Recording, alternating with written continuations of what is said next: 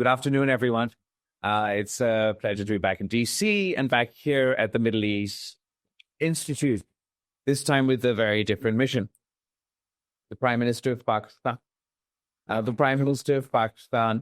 following the conflict between India and Pakistan, recently formed this delegation and gave us a mission. And our mission is peace. Peace through dialogue and diplomacy with our arch rival Indians. And you might ask us, then why are we here in Washington and not speaking to our adversaries? Well, they refuse to talk. And we feel that as a friend of India, the United States would be able to speak to them as a friend and explain to them that this is not in their interest. If you see the sort of delegation from the Indian side or even just the Indian government, our own government, they represent an older generation. But what I want to ask them is, do they want to damn my generation to the same fate? We fought generation over the issue of Kashmir. Last decades, we've had the issue of terrorism. I was going to say take us close to war, but actually no, take us to all-out war. And now they've opened a new front. The Indian government, in violation of the UN Charter, have threatened to cut off the water supply for 240 million Pakistan. So now they're damning my generation, future generations, not only to fight over Kashmir, not only to go to full-out war whenever there's a terrorist attack, but now we're damning future generations of Indians and Pakistanis to fight over water. This is why I am so confident, I am so passionate in our cause.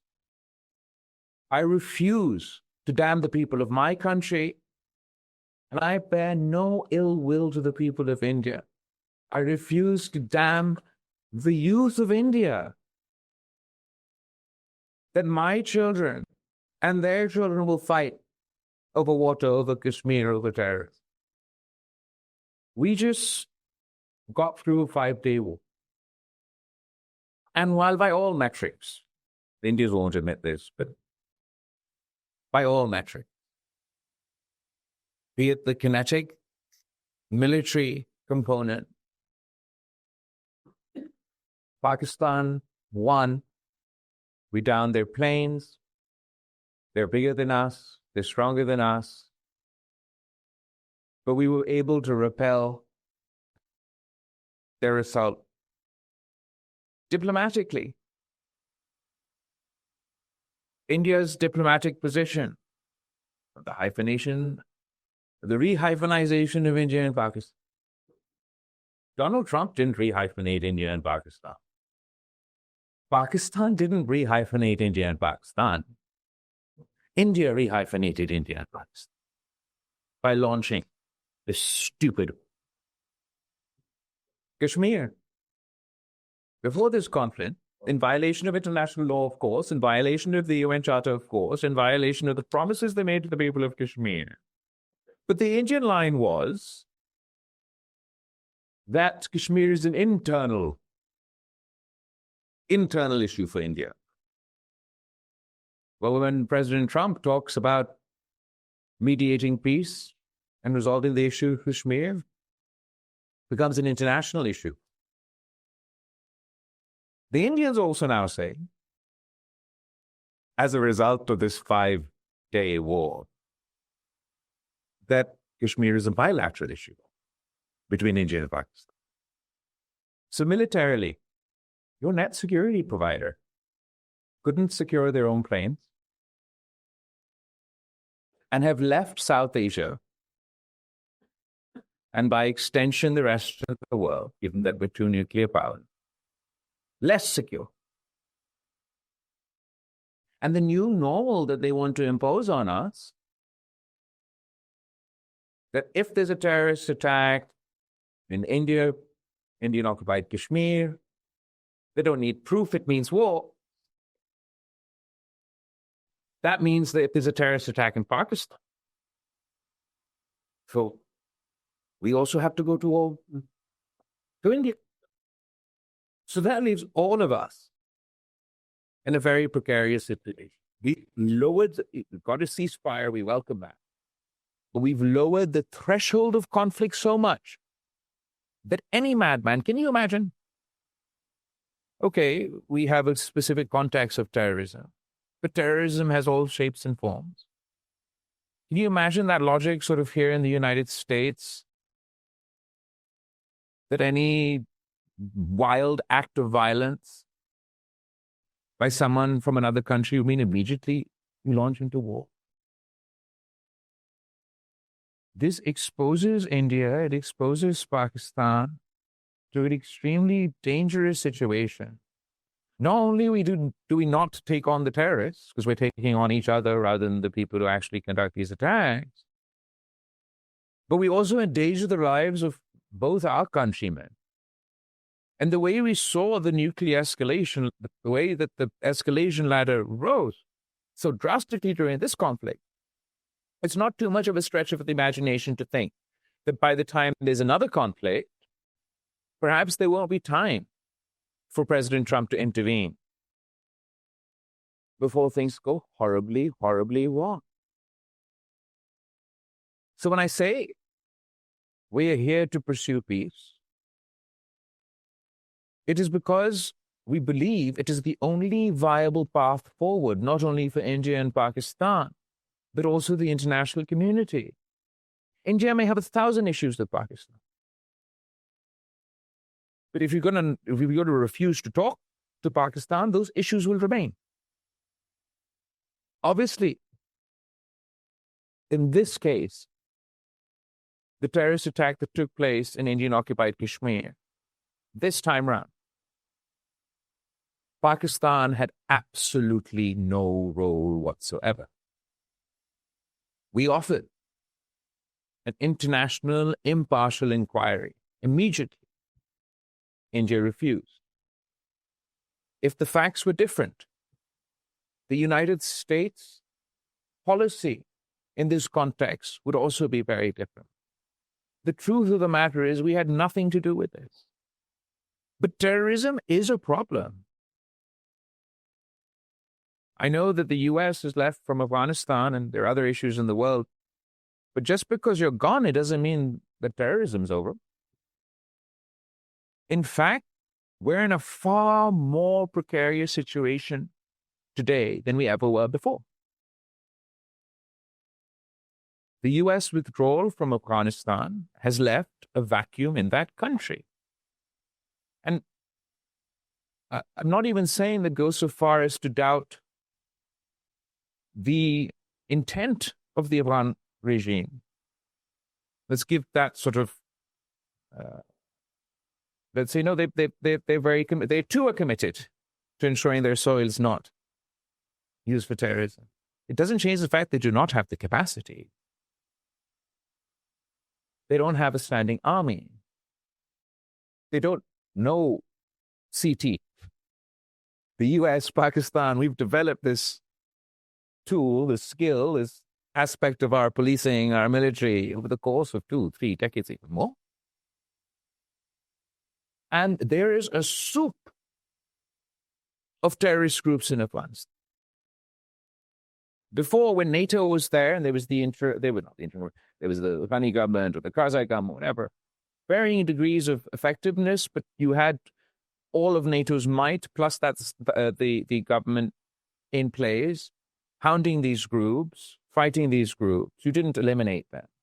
We never accused you of tolerating them or supporting them. The fact is that terrorism and combating terrorism, it is an ongoing process. Once you've left, okay, maybe they took a break for like 6 months. Then they're figuring out what else to do. And there's groups in Afghanistan that are problematic for Pakistan. be it the BLA, the TTP, all of these groups enjoy the ability to function, and not only function, what's sort of more alarming than just the functioning, it's the ability to coordinate and collaborate amongst each other. We're seemingly disparate groups without any ideological linkage. Religious extremists and separatist groups, they coordinate to conduct attacks in Pakistan. But they're not the only terrorist groups in Afghanistan. There's Daesh, there's the ETIM, and I could go on and on. In fact, the groups that India has a concern about, that Pakistan, according to the FATF procedures, have taken appropriate action against, their leadership during the original Afghan Jihad, the Mujahideen phase, when we didn't call them terrorists, we called them the Mujahideen, and to quote Ronald Reagan, the moral equivalent to George Washington. So in that phase of our history, our collective history, even the groups that India has a concern about, I'm talking about LET, LEG, those groups, their leadership fought that war as Mujahideen. Then when you up and left after that war, they had nothing to do. They were told that this is the right thing to do, that this was the moral thing to do. American tax dollars went into educating them that this is what you have to do. So once the war was over, they went and picked up in their mind what was another just cause and turned their guns from one war to the next. As we stand today, Pakistan is combating a resurgence of terrorism in Balochistan, in Pakhtunkhwa. At the moment, this year, the rate at which terrorist attacks have taken place in Pakistan, if we continue on this trajectory, this year will be the bloodiest year in Pakistan's history. Can you imagine that? That means there are more terrorist attacks taking place today than after 2001, and the bloody spell we saw following 2007. And we have evidence that we have presented at the United Nations to the US government, dossier after dossier, of India's involvement in supporting, be it the BLA, and even the TTP and other organizations that conduct attacks in Pakistan. It's not only that we've supported your evidence, India has admitted this. In their joint communique with Pakistan at Sharm el-Sheikh, they've admitted their role in supporting these groups in Balochistan. In 17, but the date's probably wrong, probably earlier than that, Pakistan caught an Indian army officer, Kulbhushan Yadav, in Balochistan. He is still in our custody. 16. Thank you. He is still in our custody. Does that mean that every terrorist attack means I have to go to war with India? Before I came here, there was a terrorist attack in Balochistan. A school bus was targeted by this BLA Majid Brigade nexus. Children were killed. Pakistan wants to combat these groups. In order to do so, we require coordination, cooperation, regional, international. We need to deal with the new reality in Afghanistan. We need to help the government. I know it doesn't sound good, but help the government build capacity, or at least figure out how we're going to deal with this. You can't leave a vacuum unattended. And I believe that they need to build up their capacity, and we need to facilitate their building their capacity. We need to understand the concerns of Pakistan, that while we're combating terrorism, this menace is increasing. At the moment, these groups have also started targeting foreign citizens in Pakistan, our foreign guests in Pakistan. My nightmare scenario is, it hasn't happened yet, It hasn't happened yet, and the incident in Indian-occupied Kashmir had nothing to do with us. But my nightmare scenario is that either these groups who are attacking us in Pakistan, or these groups who function within Afghanistan, but the border is now more porous than it was before, because pre the fall of Kabul, it was manned on both sides. Pakistan manned it on one side and Afghanistan manned it on the other. And while now Afghanistan is also a little bit manning their side, it's nowhere near the scale as it was before. So we have a porous border. These groups have targeted foreign nationals within Pakistan. It's not too much of a stretch of imagination that any one of those groups in that soup, be it ETIM, be it Daesh, be it LET, all these other alphabetical conglomerates, if they, heaven forbid, decide to launch an attack in another country. If we continue to politicize the issue of terror, to further our own narrow aims, it undermines the actual fight against terror. So, Pakistan would like to pursue peace with India in our interests and in their interests. In order for us to effectively combat terror, regional cooperation, international cooperation will ultimately be incredibly important. We cannot achieve a permanent peace without addressing the issue of Kashmir. And I know that it gets India's back against the wall. I don't just say that to fluster them, but other than my strong-held, impassioned belief that the people of Kashmir deserve their right to self-determination as enshrined by the UN Security Council resolutions, even if India doesn't believe in those things, if India wants to combat terrorism, it's going to have to deal with Kashmir. Because it is not true that every terrorist attack that will take place there will come from Pakistan or they'll fall from the sky.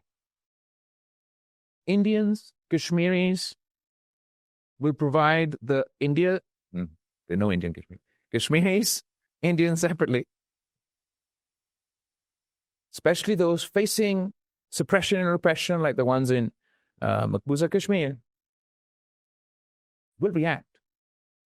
They will be the cannon fodder for either an existing terrorist group or some new terrorist group or some future terrorist group. So we have to talk about Kashmir with India because it is the root cause of all our trouble. But also because if India is serious about combating terrorism, they have to create a more conducive environment in Kashmir. You can't cage an entire population and expect bulldoze their houses, blind them with pellet gun, and expect them not to react. So we have to talk terror. We have to talk Kashmir. And finally, we have to talk water. No civilized country can endorse this. In the age of climate challenges that are to come, water scarcity and water wars, or anyway, used to be a theory. India shutting off Pakistan's water supply is laying the foundations for the first nuclear water war. We have said that cutting off our water supply would be an act of war. We don't say it in a jingoistic manner. We don't say it with any relish. It is an existential crisis for us. Any country on the planet, no matter their size, their strength, or their ability, would fight for their survival and fight for their water. India must abide by the Indus Water Treaty. The United States, other countries across the world must take a firm stance that they will not allow India to not only violate the Indus Water Treaty, but take their threat forward. You cannot allow this precedent to be set in the Pakistan context, because we'll fight the first war, but it won't be the last. If India is allowed to cut us our water, that means that every upper riparian with hostilities to a lower riparian now has a carte blanche. And if our dialogue and diplomacy in pursuit of peace are to be successful, if we are to talk to India, positive dialogue with India, make new arrangements, new deals, perhaps even new treaties with India, then surely they first must abide by the old treaties and take back their decision vis-a-vis the Indus Water Treaty. India has belligerently refused. They refused cooperation on terror. You saw it. The Prime Minister of Pakistan said, let's have an investigation. They said no. They refused President Trump's mediation, currently refusing dialogue. All that means is there'll be more terrorism, there'll be more war, and there'll be no peace. The Prime Minister of India and his government may want to damn his people to this fate. I refuse to damn my people, and I refuse to damn the people of India to this fate, which is why my delegation and I will be traveling from capital to capital with a simple message. We want peace. We need your help. Later today, we'll continue our activities, engaging with officials here in Washington, D.C. From here, we go to London. From London, we go to, I want to say Paris, but maybe Brussels and Strasbourg also, to Europe. And we'll keep at it until our neighbors realize that it's in their interest and in our interest to sit down across the table and figure out our issues. There's no military solution to any of our problems. And there's so much more that we can achieve together than we can achieve apart. Surely, India and Pakistan working together, we can eradicate terrorism from the subcontinent.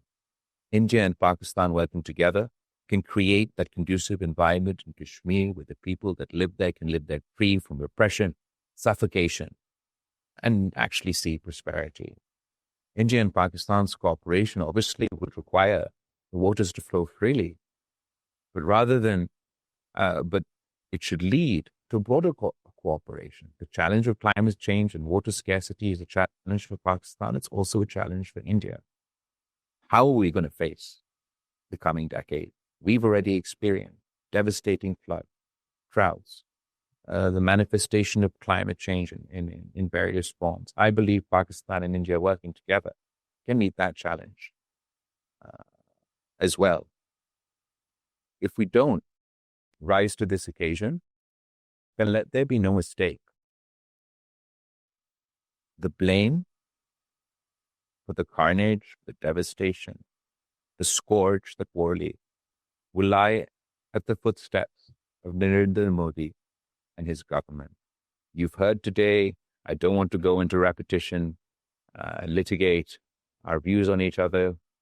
We think they're extreme. They think we're extreme. But I mean, here in America, you witness it. There's Pakistani dysphoria, there's there's Indian dysphoria. We're not going to war on your streets. In the UK, there's a Pakistani dysphoria, there's an Indian dysphoria. We get on together very well. The problem within India and Pakistan at the moment is there's such a cutoff of any form of interaction. It's not just that our government aren't talking to each other, our artists aren't talking to each other. We don't have the same people-to-people contact, business-to-business. We don't trade. I'll end on that note. Trade. Your president is engaging in trade discussions with both India and Pakistan. And hopefully he's going to get you a big, beautiful trade deal with both India and Pakistan. But if India and Pakistan aren't trading amongst each other, then there's only a limit about how beautiful that trade deal is going to be. If India and Pakistan are not only trading amongst each other, then the economic benefits for your trade deal enhance. If India and Pakistan are trading amongst each other, it also means we allow transit trade, which increases the effectiveness of whatever trade deal is about to come about. And ultimately, if we are able to achieve peace in South Asia, unlock our economic potential. I mean, there's a lot of talk here about the China-Pakistan economic corridor, and obviously great being able to trade that way. But how fantastic would it be all the way from Pakistan all the way to the ports of Chittagong in Bangladesh? We have an India-Pakistan economic corridor. So there's prosperity for our people, for their people, and peace in our area. I don't underestimate the challenges we face. India has clearly decided to favor unilateralism. It is inspired by hegemons all over the world. It believes that it has a license to conduct itself outside of international law. And our hope is your President Trump. So wish us luck. I'm very grateful to all of you for organizing this interaction for myself and our delegation. We've received a very positive response from everybody we have engaged with, and I look forward to meeting you all again soon. Thank you.